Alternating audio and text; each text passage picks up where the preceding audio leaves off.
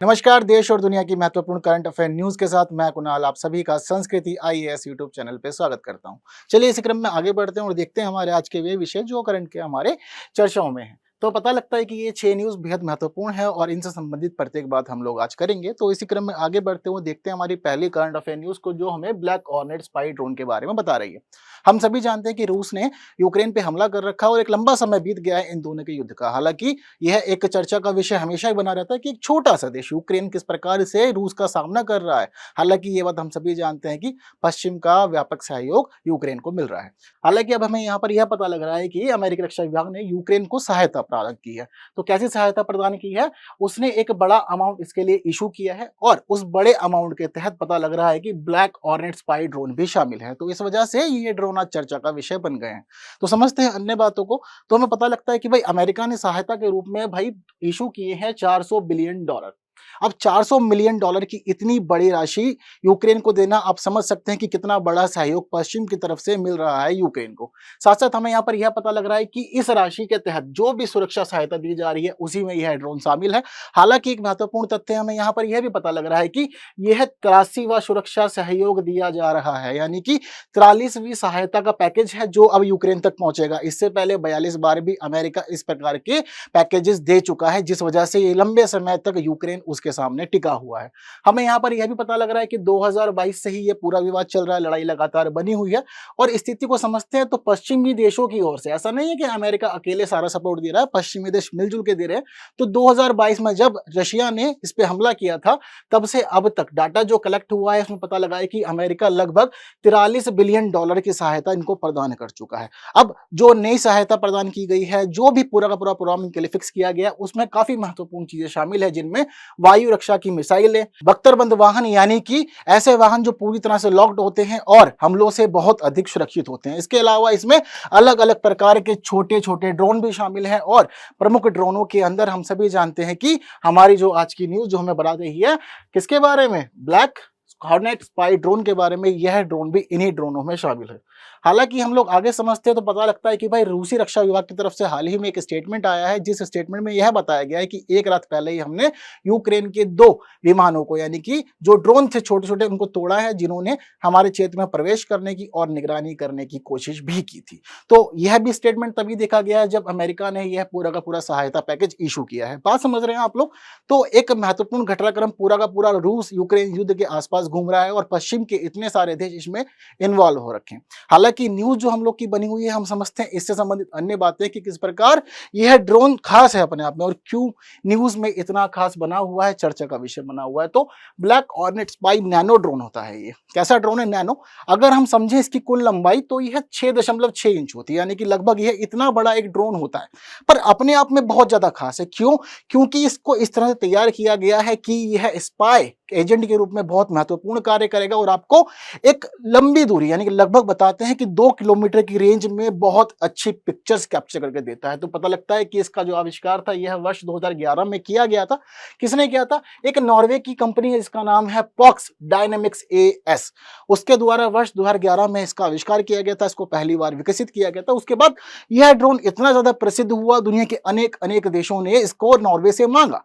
लेकिन इसी बीच अमेरिका ने यह भी महसूस किया कि इस ड्रोन की लोकप्रियता बहुत अधिक बढ़ रही है, जिस वजह से एक कंपनी है अमेरिका की, इसका नाम है टेलीडाइन टेक्नोलॉजीज। उसने वर्ष 2016 में $134 मिलियन की अमाउंट में इसका अधिग्रहण कर लिया, जिसके बाद अब इसको अमेरिका में तैयार किया जा रहा है। बात समझ रहे हैं? तो इतना छोटा ड्रोन अपने आप में खास बना और अमेरिका ने इसको ले लिया। हमें यहाँ पर यह पता लगता है कि यह ड्रोन एक बार में लगभग 25 मिनट तक उड़ान भर सकता है, यानी कि चार्ज रहेगा तो 25 मिनट आकाश में रहेगा, जहां से यह 2 किलोमीटर की रेंज तक आपको जो भी डिटेल्स हो सकती है, जो भी पिक्चर्स है, वह प्रोवाइड करेगा। हाईटेक कैमरास लगे हुए इसमें। साथ साथ हमें यह पता लगता है कि जब यह हवा में उड़ता है तो कोई भी साउंड नहीं करता, यानी कि किसी भी प्रकार की आवाज आपको महसूस नहीं होगी। और जब 6 इंच लंबा ड्रोन आसमान में उड़ेगा तो आपको वह ड्रोन नहीं लगेगा, एक चिड़िया मात्र लगेगी। इसलिए यह बताया जाता है कि यह विरोधी देशों की नजरों से बहुत इजीली बच जाता है और बहुत अच्छे से जानकारी वहां से एकत्रित करता है।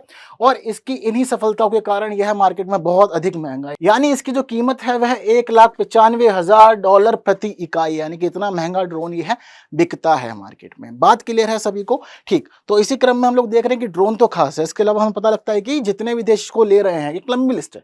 अमेरिका में है, ये नॉर्वे तक पहुंचा हुआ था पहले ही, ब्रिटेन, ऑस्ट्रेलिया, फ्रांस, जर्मनी, यह सभी देश इसका यूज कर रहे हैं और भारत ने भी इसको खरीदा है और अब यह ड्रोन यूक्रेन तक भी पहुंच जाएगा। तो इसी प्रकार देख रहे हैं कि किस प्रकार देशों के बीच इसकी लोकप्रियता बढ़ रही है। यह सभी देशों के लिए देखा जाता है कि यह सैनिक परीक्षण और निगरानी का कार्य करता है। साथ साथ हमें पता लगता है कि अत्यधिक प्रतिस्पर्धी क्षेत्र में, यानी कि अगर कोई ऐसा क्षेत्र जो बहुत ज्यादा भीड़ भाड़ वाला है या उसका आकाश काफी बिजी रहता है, तो उस स्थिति में वहां से भी ये अच्छी जानकारी ले आएगा। क्यों? क्योंकि बहुत साइलेंट है, लोगों को पता ही नहीं चलता कि कुछ उड़ रहा है ऊपर। इसके साथ साथ यही पता लगता है कि जीपीएस अस्वीकृत वातावरण में भी यह बहुत अच्छा काम करता है, यानी कि जहां पे जीपीएस काम नहीं करता वहां पर यह ड्रोन जाके काम कराता है। बात क्लियर है? तो इन्हीं कारणों से यह ड्रोन अपने आप में बहुत ज्यादा खास है, इसकी विशेषताएं अनेक है और इसी वजह से अब अमेरिका के द्वारा इस ड्रोन का हस्तांतरण यूक्रेन के लिए खास रहेगा। हालांकि यूक्रेन में ड्रोन का प्रयोग कुछ नया नहीं है, हम लोग देख रहे हैं कि एक लंबे समय से रशिया और यूक्रेन का पूरा वार ड्रोन वॉरफेयर में कन्वर्ट हो चुका है और बहुत सारे ड्रोन यहां यूज हो चुके हैं दोनों ही देशों की तरफ से। बात क्लियर है सभी को? ठीक है, तो यह महत्वपूर्ण बात किससे संबंधित थी? हम सभी लोग देख रहे हैं कि यह सारी बात black ornate spy nano drone से संबंधित थी, जिससे संबंधित हर बात मैंने आप लोग को बताई। अगर कोई भी क्वेश्चन बनेगा तो इससे बाहर नहीं जाएगा। ठीक, तो यहां पर जरूरी है कि हम लोग बढ़ जाए अपनी दूसरी न्यूज की तरफ, जो हमें बातें बता रही हैं इसके बारे में कि अमेरिका का यूनेस्को की ओर झुकाव बढ़ रहा है। क्यों बढ़ रहा है? क्योंकि पता लगता है कि भाई 2017 में अमेरिका ने यूनेस्को को छोड़ दिया था, इससे बाहर आ गया था। हालांकि यूएन में इसकी विशेष भूमिका है और दुनिया की सबसे बड़ी शक्ति के रूप में हम अमेरिका को जानते हैं, लेकिन 2017 में कुछ विवादों के चलते अमेरिका ने छोड़ दिया था यूनेस्को को। तो पता लग रहा है कि अब हाल ही में जिल बाइडेन ने एक प्रोग्राम अटेंड किया। कैसा था? ध्वजारोहण समारोह था यूनेस्को का, जो पेरिस में आयोजित हुआ था। यहाँ पे जिल बाइडेन गई थी। तो अब सभी लोग मान रहे हैं कि ठीक है, जिस प्रकार अमेरिका अब यूनेस्को के प्रोग्राम्स में उपस्थित हो रहा है, तो इस स्थिति में अब जल्द ही यह शामिल भी हो जाएगा। तो समझते हैं इससे संबंधित अन्य बिंदु जो हमें बता रहे हैं कि जून में यूनेस्को द्वारा अमेरिका के शामिल होने की पहले ही घोषणा की जा चुकी थी, यानी कि यूनेस्को ने पहले ही बोल दिया था जून के महीने में कि संभावनाएं हैं कि जुलाई में अमेरिका को ज्वाइन दोबारा से करवा लिया जाएगा। हमें यहाँ पर यह भी पता लगता है कि अगर किसी सदस्य को, यानी कि किसी देश को अगर यूनेस्को में शामिल होना है, तो ऐसी स्थिति में यह जरूरी है कि वह देश पहले एक मत प्रक्रिया से गुजरे, यानी कि जितने भी देश हैं यूनेस्को के वह सभी मतदान करेंगे और वहां पे साधारण बहुमत लेना जरूरी है, जिसके बाद वह देश यूनेस्को का सदस्य बन सकता है। ठीक, हालांकि अमेरिका के लिए कोई नई बात नहीं है। ऐसा नहीं है कि उसने यूनेस्को को छोड़ा और दोबारा ज्वाइन हुआ तो कोई नई बात है। जनरली हम लोग सुनते हैं तो ऐसा लगता है कि कुछ नया काम हुआ, बट नया नहीं हुआ। क्यों? पता लगता है कि 1984 में रोनाल्ड रीगन के कार्यकाल के समय विवादों के कारण अमेरिका यूनेस्को से बाहर आ गया था और जिसके बाद लंबे समय के अंतराल पे ये दोबारा ज्वाइन किया था। तो उस समय पूरा का पूरा सिचुएशन कोल्ड वॉर का था 1984 में, जिसकी वजह से यहां से ये बाहर आया था। हालांकि पता लगता है कि 2003 में राष्ट्रपति जॉर्ज बुश दोबारा से यूनेस्को को ज्वाइन कर लिए थे। बात क्लियर है? तो पहले भी ऐसा काम हो चुका है, तो कोई नया नहीं है। हालांकि आप लोग को यह घटनाक्रम याद होना चाहिए, क्योंकि यूपीएससी किसी भी रूप में आपसे यह प्रश्न पूछ सकता है। जब आगे हम लोग बढ़ते हैं तो हमें पता लगता है कि भाई वर्ष 2011 में फिलिस्तीन को यूनेस्को की सदस्यता दी गई थी, लेकिन उसके बाद ही विवाद खड़ा हो गया था अमेरिका की तरफ से। क्यों? क्योंकि भाई अनेक ऐसे देश हैं, पश्चिमी देश हैं, जो फिलिस्तीन को एक सोवरेन कंट्री नहीं मानते हैं। ये मानते हैं कि यह अपने निर्णय खुद नहीं लेता, जिसकी वजह से लंबे समय तक विवाद बना।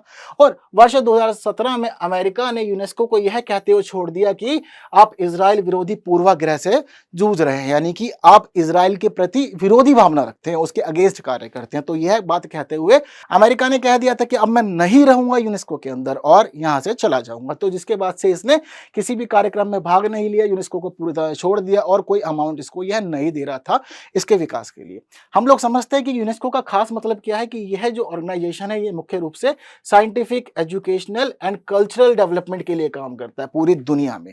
ठीक, यानी कि वैज्ञानिक कार्य जो होंगे या सांस्कृतिक कार्य होंगे, शिक्षा कार्य होंगे, उसका दायित्व इसको दिया गया है। इसकी स्थापना 1945 में इसी उद्देश्य से की गई थी, यूएन के एक अंग के रूप में। लेकिन यह सभी देशों के सहयोग से चलता है। जब हम मिलजुल के रहेंगे तो ही इस प्रकार का कार्य कर सकते हैं। लेकिन यहाँ पर यह पता लगा कि अमेरिका बाहर निकल गया, यानी कि एक महत्वपूर्ण देश इससे बाहर आ गया, जिसके बाद कहीं ना कहीं इसकी जो भी कार्यवाही थी वो बहुत अधिक प्रभावित हुई। बात क्लियर है। लेकिन अब हम देख रहे हैं कि 2017 में आपने छोड़ दिया था, अब 2023 में आप चाहते हैं कि आप वापस से ज्वाइन कर लें यूनेस्को को, तो क्या बड़ा कारण है इसके पीछे? तो अनेक कारण है, जैसे कि पता लग रहा है कि अब चीन का लगातार प्रभाव बढ़ रहा है यूनेस्को के अंदर, तो अमेरिका चाहता है कि इसको वापस से रेगुलेट किया जाए और दोबारा से अपनी सत्ता वहां बनाई जाए, क्योंकि हम सभी ये बात जानते हैं कि अमेरिका आज भी बॉस है, ठीक है। तो इसी क्रम में हमें यही पता लगता है कि जो दायित्व दिए गए हैं यूनेस्को को, अमेरिका चाहता है कि मैं जुड़ूं और वापस से जुड़ करके दुनिया में शिक्षा, संस्कृति, विज्ञान और संचार के क्षेत्र में विकास के जो भी सहयोग हो सकता है मैं प्रदान करूं।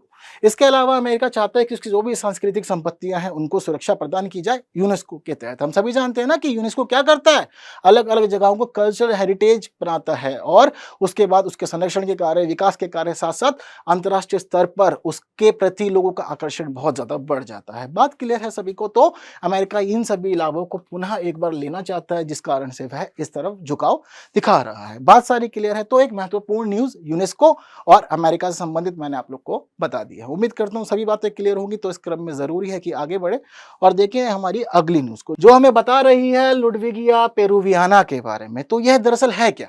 तो पहली महत्वपूर्ण बात हमें यहाँ पे जो न्यूज पता लग रही है वह यह है कि दक्षिण भारत में, कहा, तमिलनाडु में क्या है, अन्नामलाई टाइगर रिजर्व है। तो अन्नामलाई टाइगर रिजर्व के अंदर एक जगह है जिसको कहते हैं वालपराई हिल स्टेशन। तो वालपराई हिल स्टेशन हाथियों के लिए बहुत अधिक प्रसिद्ध है और बहुत अधिक संख्या में हाथी यहाँ पे रहते हैं। अब पता लग रहा है कि भाई जो यह लुडविगियाना पेरुवियाना है, यह क्या कर रहा है, इसका लगातार इस क्षेत्र में विस्तार हो रहा है, जिसकी वजह से जो यहाँ पर एलिफेंट हैबिटेट है वो बहुत अधिक प्रभावित हो रहा है। किस प्रकार? चलिए अब समझते हैं, जानते हैं कि कैसे हाथियों के लिए यह संकट बन गया है और उनके जीवन पे खतरा उत्पन्न कर रहा है। बात क्लियर है। अब जब हम आगे बढ़ते हैं तो हमें पता लगता है इससे संबंधित चुनौतियों के बारे में, ठीक। तो चुनौतियों को जानने से पहले जरूरी है हम जान लेते हैं कि लुडवियाना पेरुवियाना दरअसल है क्या। तो हमें पता लगता है कि जो यह लुडविगिया पेरुवियाना है, यह मध्य और दक्षिणी अमेरिका में उगने वाली एक मूल प्रजाति के पौधा है। वहां पे यह उगता है, जनरली शुरुआत इसकी वहीं से मानी जाती है। लेकिन अब पता लग रहा है कि दक्षिणी अमेरिका से यह पौधा अब आ गया है भारत में, कहा, दक्षिणी क्षेत्र में हमारे, और वहां पे बहुत तेजी से विकास कर रहा है। इसका जो नाम है लोकप्रिय, उसको कहा जाता है प्रिमरोज विलो। और साथ साथ हमें यहाँ पर यह पता लग रहा है कि यह एक जलीय पौधा है, यानी कि जलीय क्षेत्र में उगता है। पता लग रहा है कि जलीय क्षेत्र में इस प्रकार उगता है कि बहुत तेजी से विकास करता है, जिसकी वजह से जो जल की सतह होती है उस क्षेत्र को यह कवर कर लेता है, जिसके बाद जल नहीं दिखेगा यदि उसको कंट्रोल ना किया जाए तो, ठीक है। इसका जो फूल होता है यह हल्के पीले रंग का होता है। आगे पता लगता है हम लोग को कि यह जो पौधा होता है इसकी ऊंचाई 12 फीट तक बढ़ सकती है। इतना बड़ा पौधा यह हो जाता है, जिसकी वजह से एक बड़ा क्षेत्र यह कवर करता है। बात सभी को क्लियर हो गए? तो बताते हैं कि शुरुआत में जब यह पौधा प्रचलन में आया था, इसको देखा जाना समझा गया था, इसके पीले पौधे को सजावट के रूप में सभी लोग प्रयोग करते थे। उन लोग को लगता था कि अच्छा फूल है और हम लोग इसको डेकोरेशन से कर सकते हैं। लेकिन बाद में क्या हुआ कि लोगों ने शुरुआत में तो सोचा था कि इसके माध्यम से डेकोरेशन होगी, लेकिन इसकी प्रजाति इतनी तेजी से बढ़ी और इतनी सारी जगह पे इसने कब्जा कर ली, जिसके बाद इसको खरपतवार की श्रेणी में डाल दिया गया। अब जितने भी लोग इस पौधे को जानते हैं तो वे सभी लोग यही मानते हैं कि यह एक खरपतवार है। यानी कि खरपतवार का अर्थ है कि एक ऐसा पौधा, एक ऐसी घास या एक ऐसा पौधा जो बिना मतलब अपनी मर्जी से उग रहा है। बस क्या हुआ कि कहीं तक इसके बीज गिर गए या कहीं पे इसका तना या टहनी कुछ गिर जाती है, तो ऐसी स्थिति में पानी पड़ता है और वहां इसका एक नया पौधा उगाता है। अपनी मर्जी से उग रहा है सब जगह। तो इसी वजह से अब सभी लोगों ने सोचा कि भाई ये समस्या का विषय है, तो इसलिए इसको खरपतवार की कैटेगरी में डाल दिया गया। अब इसकी जो विशेषता मैंने आप लोग को यहाँ बताई है ना, वही विशेषताएं अब अन्नामलाई टाइगर रिजर्व के अंदर संकट का विषय बनी हुई है हाथियों के लिए। क्यों? क्योंकि भाई यहाँ पर बड़ी संख्या में हाथी रहते हैं। अब हाथी रहते हैं तो यहाँ के जो जलाशय हैं उन जलाशयों पे इस पौधे का कब्जा हो गया है, जो बहुत तेजी से फैल रहा है। यहाँ के जो भी दलदल क्षेत्र हैं वह अब इससे संक्रमित हो गए हैं। हालांकि यह बात पता लगती है कि यहाँ के जो हाथी हैं वह बदलती हुई मौसमी परिस्थितियों के अंदर वहां से जल ग्रहण करते हैं और अपना जीवन चलाते हैं। लेकिन अब देख रहे हैं कि भाई जो भी वहां के क्षेत्र थे वो कवर हो गए हैं इस पौधे की वजह से, जिस कारण अब स्थिति गंभीर हो गई है। अब हाथियों को जल नहीं मिल पा रहा ठीक से, जिस वजह से मनुष्य और जीव के बीच संघर्ष की स्थिति एक बार संभावित हो गई है। यानी कि पता लग रहा है कि यदि हाथियों को जल नहीं मिलेगा पीने के लिए तो वह बाहर निकलेंगे और फिर इंसानों के घरों में घुसेंगे, जहां पर इंसानी बस्तियां हैं वहां जाएंगे और उनको नुकसान पहुंचाएंगे। तो यह स्थिति अब इसके माध्यम से उत्पन्न हो गई है। पता लग रहा है कि तमिलनाडु की 22 प्राथमिकता वाली खरपतवारों में से ये एक बन गई है। इसको आक्रामक पौधा कहा जाता है। मतलब इसका क्या है, कहीं पे कोई पौधा होगा या कोई और जैसे कि जलाशय है या तालाब है, तो ये वहां पर अतिक्रमण करेगा, यानी कि कब्जा बनाएगा और दिखाएगा कि देखो इसका महत्व नहीं है, मैं हूं, और सब कुछ जगह पे आपको यही दिखेगा, आपको पता ही नहीं लगेगा कहाँ जलाशय है, कहाँ तालाब है या कहीं कुछ और है। इतनी बात क्लियर है। तो इस प्रकार पता लगता है कि इसको तमिलनाडु में 22 प्राथमिकता वाले आक्रामक पौधों की श्रेणी में शामिल कर दिया गया। हालांकि यह बात भी देखी जाती है कि यह पौधा इतना अधिक कोमल होता है कि इसको आसानी से कभी भी खींच के तोड़ा जा सकता है, लेकिन यही इसकी संकट का विषय भी है। बताते हैं कि जब इसको तोड़ते हैं तो तोड़ने की स्थिति में यह एक से अनेक हो जाती है। अब जब ये अनेक होती है तो उसका फूल जहां गिरेगा, जहां टहनी जाएगी, वहां फिर एक बार नया पौधा उग जाता है। तो इसकी वजह से अब इसको कंट्रोल नहीं कर पा रहे हैं और बहुत तेजी से यह अन्नामलाई टाइगर रिजर्व के अंदर फैलती जा रही है। बात सारी क्लियर है। तो इसी वजह से सभी संकट में है और रिपोर्ट आई है, बात आई है, जिस वजह से हमें यह न्यूज पढ़नी पड़ रही है। बात क्लियर है। तो आप लोग को यह नाम हमेशा याद रखना है, लुडविगियाना पेरुवियाना, ताकि आपको आने वाले एग्जाम में परेशानी ना हो। और ये एक ऐसा नाम बन गया है जो आने वाले एग्जाम में ना बहुत ज्यादा इंपॉर्टेंट हो गया है, पूछा जा सकता है। ठीक है, तो इसी क्रम में हम लोग बढ़ जाते हैं हमारी अगली न्यूज की तरफ। ठीक है, तो हमें यहाँ पर यह सभी बातें पता लग रही हैं कि भाई रूस के अंदर एक नया कानून पारित कर दिया गया है जो LGBTQ समुदाय के लोगों से संबंधित है, और इसके द्वारा ऐसे प्रावधान अब शामिल कर दिए गए हैं व्यवस्था में कि लोग जनसमूह के रूप में इकट्ठे हो गए हैं और सरकार के खिलाफ प्रदर्शन कर रहे हैं। ठीक, हालांकि इस अधिनियम की एक मुख्य बात यह है कि अब रशिया में कोई भी व्यक्ति अपना लिंग परिवर्तित नहीं कर सकता, यानी कि कोई भी ना तो पुरुष से महिला बनेगा, ना ही महिला से पुरुष। ये महत्वपूर्ण बात है। साथ साथ यहाँ पर यह भी पता लग रहा है कि पहले रशिया में जो भी ट्रांसजेंडर मैरिज हुआ करती थी, इस अधिनियम के माध्यम से उन ट्रांसजेंडर मैरिजेस को पूरी तरह से बैन कर दिया है सरकार ने।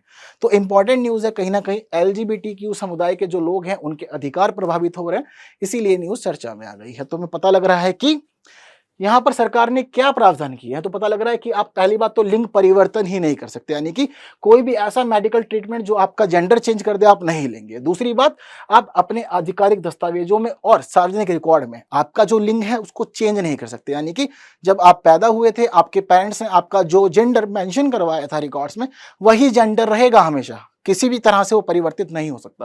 पहले अब तक की जो व्यवस्था थी, जिन लोगों ने पहले जो करना था वो कर लिया, लेकिन अब अगली व्यवस्था में, नई व्यवस्था में आप ऐसा कोई भी कार्य नहीं कर पाएंगे। ठीक है, साथ साथ अगर कोई ऐसा व्यक्ति है जो विवाह के कारण अपना लिंग परिवर्तित करता है तो अब नहीं करना। तो इस प्रकार लिंग परिवर्तित करके जो भी व्यक्ति विवाह करते हैं अब वे लोग विवाह नहीं कर पाएंगे। तो ट्रांसजेंडर विवाह पे भी सरकार ने पूरी तरह से अब रोक लगा दी है। इसके साथ साथ सरकार ने यहाँ पर यह भी व्यवस्था कर दी है कि वह लोग किसी भी प्रकार से माता पिता नहीं बन सकते। कई बार होता है ना, आजकल चलन चल रहा है बहुत ज्यादा, हम लोग देख पाते हैं कि लोगों का शौक बढ़ गया है कि वो कहते हैं कि हम अपनी मर्जी पसंद करेंगे। लड़कियां कहती है कि हमें लड़कियों में ही इंटरेस्ट है, लड़के कहते हैं लड़कों में इंटरेस्ट है। अलग ट्रेंड चल गया है, जिस वजह से यह देखने को मिला है कि लोग कई बार जेंडर ही चेंज करवा लेते हैं। लड़कियां लड़के बन जाती हैं, लड़के लड़की बन जाते हैं और शादी कर लेते हैं और दिखाते हैं कि हमने शादी अपोजिट जेंडर में करी है, जबकि वो जेंडर एक सर्जरी के माध्यम से ग्रहण किया जाता है। तो इसी प्रकार अब सरकार ने बोल दिया कि पहली बात तो अपना तो शादी कर पाएंगे, जेंडर बदल लिया। दूसरी बात, आप किसी बच्चे को अडॉप्ट नहीं कर पाएंगे, क्योंकि जेंडर चेंज करने का पॉसिबल तो नहीं है ना कि आप शादी के ऐसे बंधन में हैं जिसके बाद आप किसी बच्चे को जन्म देंगे। तो यदि आप अडॉप्ट करते हैं तो ऐसी स्थिति में भी सरकार ने बैन लगा दिया है। बात क्लियर है। यह जो अधिनियम है यह मुख्य रूप से उन लोगों के लिए बनाया गया है जो प्रकृति के साथ छेड़छाड़ कर रहे हैं, यानी कि आपको भगवान ने पुरुष बनाया पर आप स्त्री बनना चाहते हैं, स्त्री बना दिया आप पुरुष बनना चाहते हैं, ऐसे लोगों के लिए ही इस अधिनियम को लाया गया। हालांकि इसकी मुख्य बात देखने में यह आई है कि इस अधिनियम में उन लोगों को सरकार ने पूरी तरह से छूट दे दी है जो जन्मजात किसी लैंगिक विषमता से जूझ रहे हैं, यानी कि जब उनका जन्म हुआ था तो डॉक्टर यह आइडेंटिफाई नहीं कर पाए थे कि वह पूरी तरह से मेल है या फीमेल। तो यदि ऐसा कोई व्यक्ति है तो उसे सरकार ने इस अधिनियम में छूट दिया, कहा है कि ठीक है आप ट्रीटमेंट करवा सकते हैं, जो भी आपके लिए इलाज है आप मुक्त हैं। लेकिन जिनका जेंडर आइडेंटिफाई है उन लोगों को यहां पूरी तरह से अब निषेध कर दिया, ना तो आप जेंडर बदलेंगे और ना ही किसी प्रकार से जेंडर बदलने के बाद आप विवाह कर पाएंगे। बात क्लियर है सभी लोगों को। तो यह महत्वपूर्ण प्रावधान आपको पता होने चाहिए, एग्जाम में किसी भी रूप में पूछे जा सकते हैं। इसी क्रम में हमको यहाँ पर यह पता लग रहा है कि सरकार ने यह सभी कार्य क्यों किया। ऑब्वियसली बात है ना कि सरकार कोई भी कार्य करती है तो रीजन देती है। तो पता लग रहा है कि सरकार चाहती है पारिवारिक मूल्य जो है वह बने रहे। ठीक है, यानी कि परिवार की जो स्थिति होनी चाहिए ना वास्तव में पुरुष और महिला के बीच में, और उसके बाद बच्चों को वो जन्म देते तो बनी रहनी चाहिए, वरना सभी लोग ऐसे कार्य करेंगे तो नेशन की पॉपुलेशन भी अफेक्ट होगी, साथ साथ जो पारंपरिक मूल्य हैं वह पारंपरिक मूल्य भी प्रभावित होंगे। तो सरकार चाहती है कि पारिवारिक मूल्यों के साथ जो पारिवारिक मूल्य हैं, प्राकृतिक जो भी रीति रिवाज या नीतियां निर्धारित की गई हैं प्रकृति के द्वारा, वह सभी बनी रहने चाहिए। यहाँ पर सरकार चाहती है कि संवैधानिक मूल्यों को भी संरक्षण दिया जाए और जिस प्रकार से लोगों को अधिकार प्राप्त है है उनका सही प्रयोग हो। इसके साथ साथ लोगों के स्वास्थ्य से जो भी छेड़छाड़ हो रही है, ऑब्वियसली बात है ना, जेंडर चेंज करवा रहे हैं, आपकी बॉडी का सिस्टम चेंज हो जा रहा है, तो कहीं ना कहीं आप अपने स्वास्थ्य से छेड़छाड़ कर रहे हैं, तो सरकार चाहती है यह काम भी नहीं हो। इसके अलावा देखा गया है कि बहुत सारे लोग अपने इंटरेस्ट के कारण तलाक ले लेते हैं। ऐसा कहते हैं कि ठीक है, मुझे लड़कों में इंटरेस्ट नहीं है, लड़कियों में ही इंटरेस्ट है। तो ऐसी स्थिति में लोग तलाक ले लेते हैं, लड़कियां अलग हो जाती हैं पतियों से या पुरुष अलग हो जाते हैं। तो सरकार चाहती है कि तलाक की यह जो प्रवृत्ति बनी हुई है यह रुके। यह भी जो बात है एक डाटा के माध्यम से कलेक्ट की है सरकार ने, जिसको अपनी स्टेटमेंट में दर्ज कराया है। तो यह सभी वह उद्देश्य हैं जिनको सरकार पूरा करना चाहती है इस अधिनियम के माध्यम से। बात क्लियर है। तो अपने आप में एक बड़ा सोशल इशू लगातार एलजीबीटीक्यू समुदाय के जो अधिकार हैं वे बने हुए हैं। तो मैं उम्मीद करता हूं कि आप लोग यह सभी बात अब समझ गए होंगे। जब हम लोग आगे बढ़ते हैं तो हमें यहाँ पर यह पता लगता है कि सरकार ने केवल इतना काम नहीं किया, सरकार पहले से इस स्थिति को समझ रही है और रेगुलेट करना चाह रही है। कैसे? सबसे पहले पता लगता है कि सरकार ने वर्ष 2011 में नाबालिगों के बीच गैर पारंपरिक यौन संबंधों को प्रतिषेध किया था। जो भी लोग इसको प्रमोट करते हैं, सरकार ने कहा नहीं, ये बिल्कुल गलत है। गैर पारंपरिक का मतलब क्या है कि सरकार चाहती है जो नाबालिग लोग हैं वह पारंपरिक संबंध यदि बनाए समय अनुसार तो ठीक है। पारंपरिक संबंध का मतलब होता है पुरुष और महिला के बीच का संबंध। यदि पुरुष पुरुष संबंध बना रहे हैं, महिला महिला संबंध बना रही है, तो वह कहीं ना कहीं इलीगल है और गैर पारंपरिक है। इसके अलावा हमें पता लगता है कि सरकार ने वर्ष 2020 में एक अधिनियम पारित किया था जिसमें समलैंगिक लोगों के विवाह पर प्रतिषेध लगा दिया था सरकार ने। ठीक इसी प्रकार हमें यहाँ पर यह भी पता लगता है कि एक अन्य कानून के माध्यम से हाल ही में सरकार ने वयस्कों के बीच गैर पारंपरिक संबंधों को भी निषेध लगा दिया था। यानी कि 2013 में सरकार ने कहा था कि जो नाबालिग लोग हैं वह गैर पारंपरिक संबंध नहीं बनाएंगे। अभी हाल ही में सरकार ने कह दिया जो वयस्क हैं उन लोग के बीच भी इसको रोका जाए और उन्हें गैर पारंपरिक संबंधों में इन्वॉल्व होने से अब निषेध कर दिया जाए। बात क्लियर है। तो सरकार रशिया की जो है वह कोई नया काम नहीं कर रही है। हम देख रहे हैं कि पुतिन साहब लंबे समय से यहाँ बने हुए हैं, तो ऐसे काम वे लगातार करते रहते हैं। ठीक है, तो इसी क्रम में जब हम आगे बढ़ते हैं हमें मिलती है नई न्यूज जो हमें बता रही है जैव विविधता संशोधन विधेयक के बारे में। क्या न्यूज है? तो बताते हैं कि एक अधिनियम जो वर्ष 2021 से संसद में लंबित पड़ा हुआ था अब वह पास हो गया है। कैसे? सरकार ने इसको बहुमत से पास कर दिया। तो जरूरी है कि इसमें क्या क्या प्रावधान किए गए हैं ये हम लोग को पता हो। हालांकि इस विधेयक के पारित होने के बाद एक बड़ा विरोध बन गया है और अब उसको बता रहे हैं कि आने वाले समय में प्रकृति के साथ बहुत अधिक छेड़छाड़ संभव है। तो बता रहे हैं कि ये जो नया विधेयक पारित हुआ है उस विधेयक के माध्यम से 2002 वाला विधेयक संशोधित किया जाएगा। और बताते हैं कि जो वर्ष 2002 में विधेयक पेश किया गया था, अधिनियम पेश किया गया था, वह जैव विविधता पर कन्वेंशन के सिद्धांतों के विरुद्ध था। ऐसे कई नियम जो जैव विविधता पर कन्वेंशन में निर्धारित किए गए थे उनका उल्लंघन करता था। तो सरकार चाहती है कि जो भी ये उल्लंघन हो रहा है कि इस स्थिति को भी अब ठीक कर दिया जाए। बात क्लियर है। तो संशोधन कहाँ हो रहा है, एक्चुअल में किसको परिवर्तित किया जा रहा है, ये भी हम लोग को पता होना जरूरी है। आगे हम लोग जानते हैं कि विधेयक को पारित करने के उद्देश्य क्या थे। सरकार चाहती है कि जो जनजातीय लोग हैं और कमजोर समुदाय हैं, कैसे? जो स्थानीय क्षेत्रों में पेड़ पौधों के बीच निवास करते हैं उन लोगों को भी प्रकृति के माध्यम से बनाए गए उत्पादों से लाभ मिले। यानी कि हम देखते हैं कि प्राकृतिक औषधियों के माध्यम से हम अनेक बीमारियों का निवारण करते हैं और दवाइयों को तैयार करते हैं, लेकिन कहीं ना कहीं इसका जो पूरा लाभ है वह कंपनीज ले जाती हैं और जो स्थानीय लोग हैं उनको कोई भी लाभ नहीं मिलता। सरकार चाहती है कि अब इन लोगों तक लाभ पहुंचे जिसकी वजह से देश की आर्थिक वृद्धि सुनिश्चित हो सके। सरकार चाहती है कि अब ऐसे जो अधिनियम बहुत सारे जो पिछले कानून में बने हुए थे उन सभी को अब बदला जाए। यानी कि पहले बहुत सारे कानून जो स्थानीय लोगों को रोकते थे, उनको कहते थे कि आप प्रकृति का प्रयोग करते हुए औषधियों का निर्माण नहीं करेंगे, नई औषधि नहीं बनाएंगे, उसका लाभ नहीं लेंगे, अब सरकार ने उन सभी को हटा दिया। यानी कि सरकार चाहती है जो जनजातीय लोग हैं वो औषधियां बनाए, तैयार करें जिसकी वजह से उन तक लाभ पहुंचे, आर्थिक वृद्धि संभव हो और लोगों की बीमारियों का निवारण हो सके। तो सरकार चाहती है कि संहिताबद्ध जो पारंपरिक ज्ञान है अब उसका विस्तार हो और स्थानीय लोग नई औषधि बनाए और रोगों का निवारण करें। आयुर्वेद का प्रयोग बढ़े, योग का प्रयोग बढ़े, प्राकृतिक चिकित्सा का प्रयोग बढ़े और जो यूनानी ज्ञान है औषधि का उसका भी लगातार विस्तार हो। सरकार ने इन सभी लक्ष्यों की प्राप्ति के लिए अधिनियम में बहुत सारी छूट दे दी है और कहा है कि अब आपको अपने द्वारा किए गए कार्यों को हर जगह रजिस्टर्ड नहीं करवाना होगा। यानी कि अब जरूरी नहीं है कि राष्ट्रीय जैव विविधता प्राधिकरण की परमिशन ले, हर जगह जरूरी नहीं है। अब आप इसका लीगल यूज कर रहे हैं, गवर्नमेंट को हेल्प करना चाहते हैं, मेडिसिन सेक्टर को हेल्प करना चाहते हैं, तो आप नई चीजों को बनाइए और अनुसंधान में सरकार की मदद करें।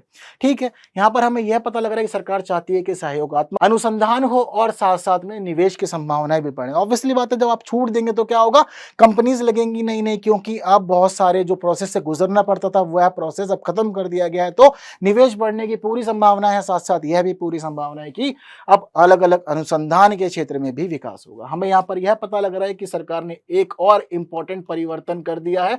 यह इंपॉर्टेंट परिवर्तन हमें बता रहा है कि अगर भारत में कोई ऐसी कंपनी है जो दवाइयों के लिए काम करती है, पारंपरिक ज्ञान को बढ़ाती है, लेकिन वह कंपनी विदेशी है, ठीक, परंतु विदेशी होने के बावजूद वह भारतीय कंपनी अधिनियम 2013 के तहत रजिस्टर्ड है, और यहां बताते हैं कि वह कंपनी विदेशियों के द्वारा रेगुलेटेड नहीं है, उनके द्वारा उसका नियंत्रित नहीं किया जा रहा। तो ऐसी स्थिति में जब वह कंपनी विदेशी होने के बावजूद भारतीयों के नियंत्रण में है और भारतीयों के द्वारा प्रयोग की जा रही है, तो उसको विदेशी कंपनी नहीं माना जाएगा, भारतीय कंपनी माना जाएगा, और उसे विकास के कार्य करने के नए नए अवसर प्रदान किए जाएंगे।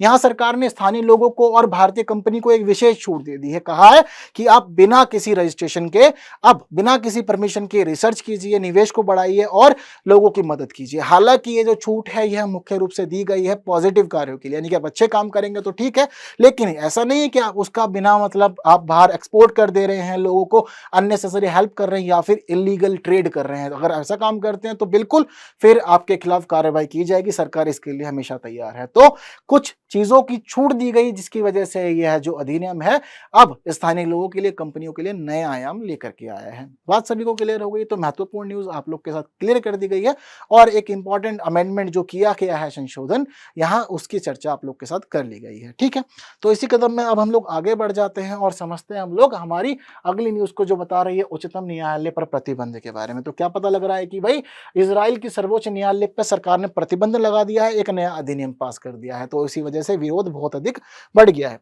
पता लग रहा है कि यहाँ के जो प्रमुख हैं यानी कि बेंजामिन नेतन्याहू इन कानूनों की वजह से वापस हॉस्पिटल से आए हैं। वह लंबे समय से बीमार थे और वह संसद आए हैं और आकर के उन्होंने इस अधिनियम को पारित करवाया है, जिस मायने में यह अधिनियम अपने आप में खास है, में पता लग रहा है। तो पता लगता है कि क्या क्या संशोधन किए गए हैं। सरकार ने यहाँ पर अब यह बताया है कि पहले हमारे देश की जो न्यायपालिका थी वह किसी कानून को सही नहीं मानती थी तो कहती थी कि इसको रद्द कर दो, यानी कि जुडिशियल पावर्स बहुत ज्यादा थी। हालांकि देश में कोई संविधान तो नहीं है, तो ऐसी स्थिति में जो भी व्यवस्था चल रही थी उसका एक्सेप्ट किया जाता था। तो न्यायालय को यह पावर थी कि वह कहे तर्कहीनता के आधार पर किसी भी अधिनियम को, कानून को वह रद्द कर दे। ठीक, तो सरकार ने कहा कि अब नहीं चलेगा। अब यह पावर आ गई किसके पास? संसद के पास। संसद साधारण बहुमतों के आधार पर कभी भी न्यायालय के निर्णय को पलट सकती है। यह अब संशोधन के माध्यम से प्रस्तुत कर दिया गया है सरकार के द्वारा। बात क्लियर है। तो जुडिशरी की पावर धीरे धीरे यहां पर अब कम कर रहे हैं लोग। पहली बात तो कह दिया कि तर्कहीनता के आधार पर आप किसी कानून को रद्द नहीं करेंगे। दूसरी बात, अगर आपने कोई फैसला दिया और ऐसी स्थिति में हमने संसद के आधे से एक सदस्य और लेकर के, यानी कि अब यहां पर सरकार, संसद क्या करेगी, 50% प्लस 1 मेंबर को ऐड करके उस नियम को, उस आदेश को रद्द कर देगी जो भी न्यायालय ने दिया है। इसके अलावा हमें यहाँ पर यह भी पता लग रहा है कि भाई अब जजों की नियुक्ति से संबंधित कार्य जो पहले कैसे होते थे, जो पता लगता है कि भाई न्यायालय की ही एक समिति हुआ करती थी, वह सारे कार्य करती थी, अब बदल दी है व्यवस्था। कैसे बदल दी है व्यवस्था? तो पता लग रहा है कि पहले जो काम जजेस की नियुक्ति का था, उनकी पदोन्नति का था, और एक न्यायिक समिति कार्य करती थी, सरकार ने अपने हाथों में ले लिया और अब सांसदों की एक समिति न्यायाधीशों की नियुक्ति से संबंधित कार्य करेगी। इसी क्रम में हम लोग को एक महत्वपूर्ण बात यह भी पता लग रही है कि एक और परिवर्तन कर दिया यहाँ पर, और यहाँ पे जो परिवर्तन किया गया बता रहा है कि प्रावधान मंत्रियों को स्वतंत्र पेशेवरों का उपयोग करने के बजाय अब अपने स्वतंत्र कानूनी सलाहकार नियुक्त करने की अनुमति देता है। यानी कि कानून को आप रेगुलेट कर रहे हैं और अलग अलग प्रावधानों को, स्थितियों को यहाँ पर ऐड कर दे रहे हैं। ठीक है, तो मंत्री अब अपने पर्सनल कानूनी एडवाइजर ले सकते हैं। तो सुप्रीम कोर्ट से यह बचते हुए निकल रहे हैं आगे। इसी क्रम में जब हम लोग आगे बढ़ते हैं तो पता लगता है कि आज की वीडियो हमारी कंप्लीट हो गई है और जो भी महत्वपूर्ण बातें थी वह सभी हमने कर ली। हर बात बेहद महत्वपूर्ण थी। तो उम्मीद करता हूं आप लोगों ने आज का यह वीडियो पसंद किया होगा। फिर मिलेंगे अगले वीडियो में और कुछ नई बातों पे, नए विषयों पे चर्चा करेंगे। Thank you so much.